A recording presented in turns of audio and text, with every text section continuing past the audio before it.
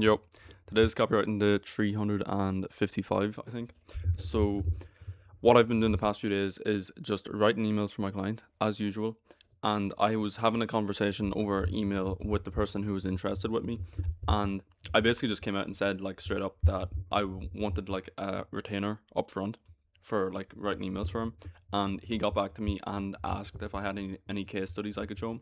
So, I just replied to him saying that I don't have any yet, but um I will have one soon probably, and I'm not even gonna probably use it on him anyway if I do get one, because I already told him that like the copy that I sent you is a good representation of the copy that I will continue to write for you, and it'll only get better the longer I work with you because I'll figure out like what works with your audience and stuff like that.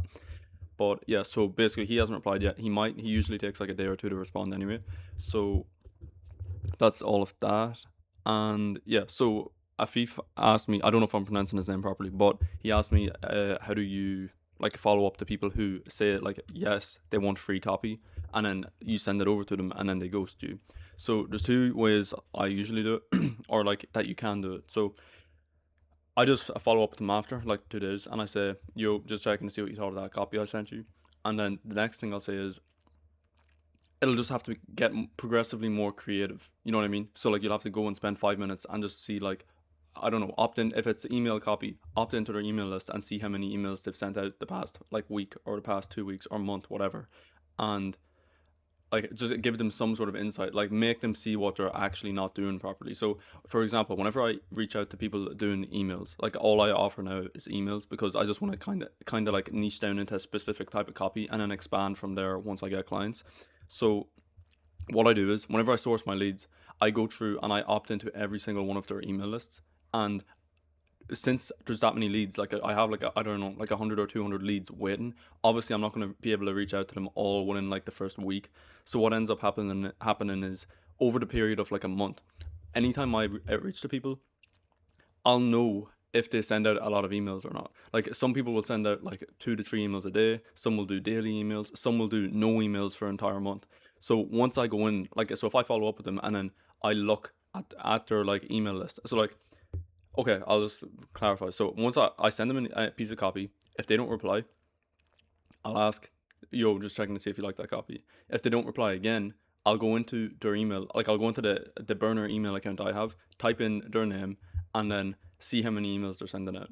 And if they don't send out that many emails, I'll just be like, yo, I've been opted into your email list since, I don't know, June or July, whatever. And then I'll say, and I noticed that you're not sending out that many emails, and or whatever. I'll word it in a way where it's like pointing out that they're missing out on an opportunity because they're currently not sending out consistent emails, and then I basically offer to do that for them. So obviously it'll be have to be specific to what you're doing. So if you do like a sales page for someone, like I don't know what you could really do. Like you could go maybe. I'm just trying to think like how would you actually do that. So if it was a sales page, you could like maybe opt in and so like if it's a sales page for a webinar opt-in or some shit, or like booking a call, and there's no like post book. You know, whenever you post book a call, there's like usually a video like handling objections and stuff like that. You could maybe, if they don't have one, you could maybe say that they don't have one and point it out, or just like do a comparison compared to like a proper sales page. Like just do a quick link video. Like, but so like this first example I'm saying there's two different things. This first example is just high effort, and the logic behind doing it high effort, which see, like I assume you're doing back end outreach since you said that like you're doing the thing where they have to reply yes and then you'll write copy for them. So you're doing back end outreach. So this probably won't be the option that you want to do because this one is like time intensive. Like it's like 5 minutes plus for a single follow up, or maybe more. I don't know how long it'll take. But that's the approach where it makes the prospect that you're talking to feel like they're the only person you're reaching out to, and it kind of makes them feel special, which is why it's more likely to work. But obviously, if you're doing back end outreach, you're probably not going to want to be like doing that because you aren't actually only reaching out to them. You know what I mean? Like it's not, you're not trying to make them feel special. You're just trying to get out, like reach out to as many people as you can and find whichever one's as interested as possible. So the second approach that I do is like I've heard people doing this and I don't know if it works, but you can literally just follow up with them over and over and over and over and over again. Like the people look at it as in like there's two different things you want to do. You want them to either block you or say yes. So if it's on Instagram or some shit, you can just spam them if they have opened up their DMs to you, you can literally just not literally spam them, but like once every 2 days or once every day. You know what I mean? Just consistently follow up with them, even if it's like 20 or 30 times. I know it's crazy, but that's the other method you can do. What I personally do is, whenever I was doing back end outreach, I'd follow up with them 3 times, and if they don't reply, I just move on to the next lead. Because like realistically, it doesn't really matter. And then like 2 months later, I can reach back out to them again and see if they're interested, and I can just play the long game instead of just consistently like hitting them over and over again. You know what I mean?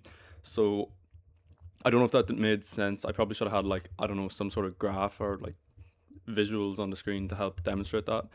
But yeah, that's basically it. So I'm still, I haven't got like results back in terms of what I have like actually achieved for my client yet. We'll have a call at the end of the month and he'll break down all the stats and all that shit. But it's looking like I'll probably get decent results. I don't know yet. So yeah, I was supposed to make more videos every day, but I just like, I don't know, I was just busy. Like, and that actually brings me on to another thing I wanted to talk about. Whenever I'm writing copy with AI, I fucking like actually fuck myself over, because on Wednesday I think it was, I actually spent like, I'm not even messing, like 8 to 10 hours writing a single email. Like that is actually fucking crazy. And the reason it happened was I can like remember the exact flow of what happened. So I got onto the computer, asked Claude, okay, we're doing this email. Let me like, and I had all the previous emails we wrote out. So I was like, here's all the previous emails, and this is like the flow of the emails we're kind of sending out. So let me know what you think like we should do for this one based off of the last emails.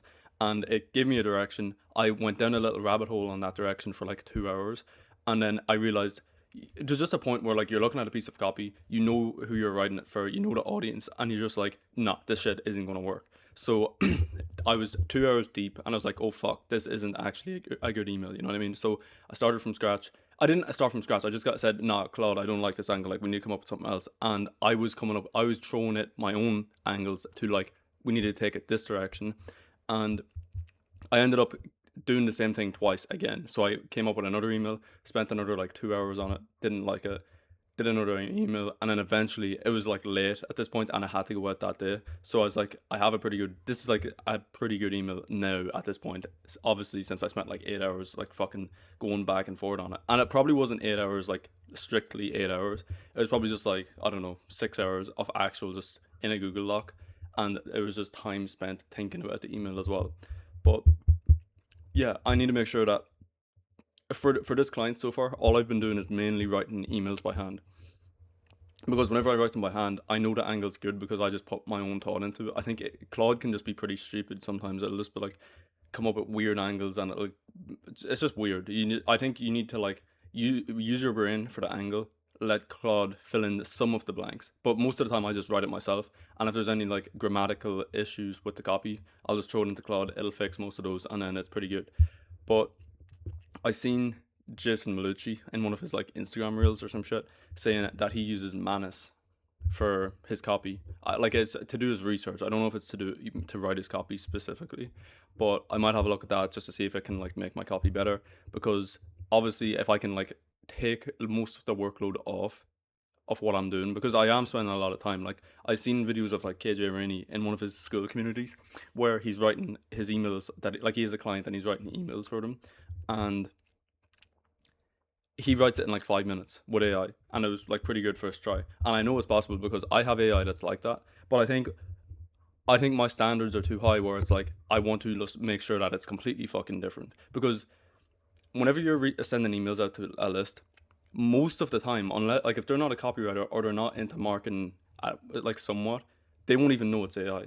Like obviously, if there's someone like me or someone like who writes copy all the time, you'll be able to tell that it's AI straight away, because it's just like you see that much AI, you're constantly looking at emails that are AI, so you'll be able to pick it up, and it's just shit. So I want to have myself at like above that standard of it's like, oh, this is another AI email, because I don't know, I just feel like it's like kind of like shitty whenever I don't know, I just don't like it. So I probably need to start using AI a bit more. I don't know, I'll see, I'll figure out what I'm doing, I'll see if Manus is any good.